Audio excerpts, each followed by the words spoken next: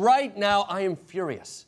Last week, in a Florida high school, there was a terrible act of gun violence. And the left had the gall to use it as an opportunity to talk about gun violence.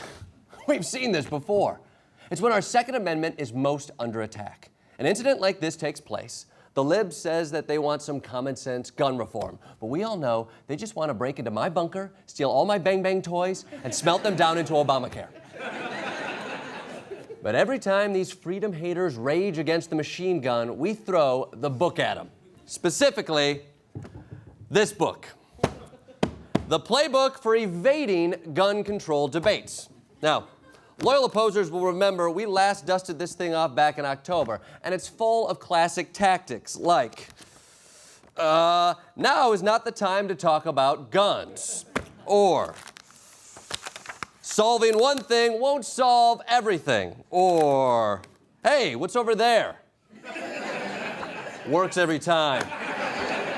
And according to the Playbook, this month's discussion should be just about wrapped up until the next totally unforeseeable tragedy. But something strange has bubbled up in the state of Florida.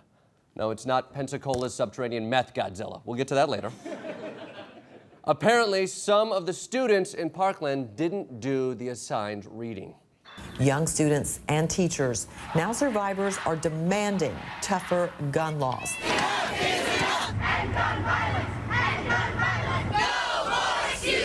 My community and I have stared down the barrel of an AR-15 the way you have not. How dare you tell us we don't know what we're talking about? With any movement, there comes this amount of hating and trolling and people telling you that you're just a little kid. We won't stop until something changes. Politicians who sit in their gilded House and Senate seats funded by the NRA telling us nothing could have ever been done to prevent this, we call BS. BS? What?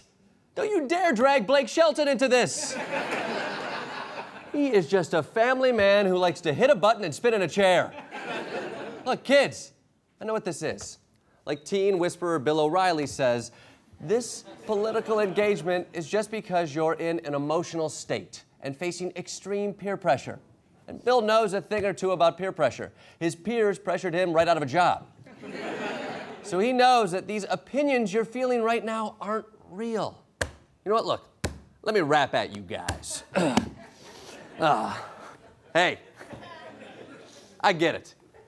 You're teens now. You're growing into a new body, a new voting body.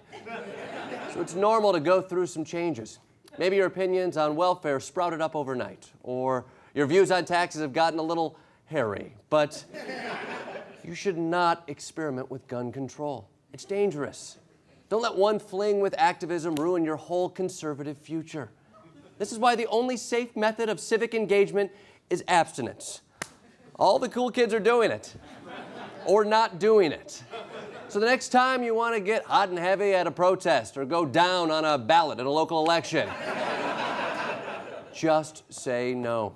Distract yourself from these urges with a cool meme or a lip sync app with your favorite Blake Shelton jam. After all, you're just teens. This isn't you. You're probably just being manipulated by outside forces. You know, I'll let former Congressman Jack Kingston explain. Jack, I want to start with something that you tweeted. You said, oh, really?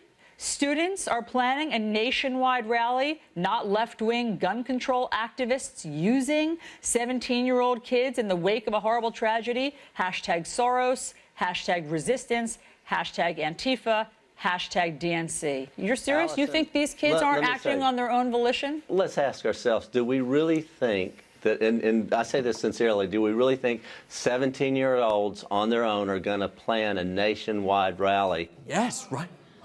Yeah, we all agree with Jack here. That's totally fishy. 17-year-olds planning a nationwide rally doesn't make sense. What does make sense is 17-year-olds being bankrolled by a cabal of shadow organizations covering their bus fare. Hashtag Soros, resistance, Antifa, DNC. See, someone has to be pulling the strings. Teens have never driven political change in America, except for the civil rights movement, Vietnam War protests, women's suffrage, and the American Revolution. But those kids were all jacked up on puberty hormones and Hamilton lyrics. And pay attention, gun control heads. Hamilton was all about not throwing away his shot. And sure, he died from being shot, but if there had been a good guy with a shot there, Hamilton might still be alive today. Cop soldiers, be aware. These school shooting survivors aren't playing by the rules. And they're one of the fastest growing demographics in America. Since Columbine, more than 150,000 students in 170 schools have experienced a shooting on campus, making them a legitimate voting bloc. Donald Trump only won the presidency by 80,000 votes. So, I'm all for conservatives like Jack Kingston and Bill O'Reilly bravely fighting these children from a distance. But someone needs to do the hard work and confront these Parkland students directly. It's not going to be an easy talk for the sucker that has to do that. And I'm just now remembering that I'm talking to two of them right after this commercial break. I'll be fine. I'm an adult and they're just kids.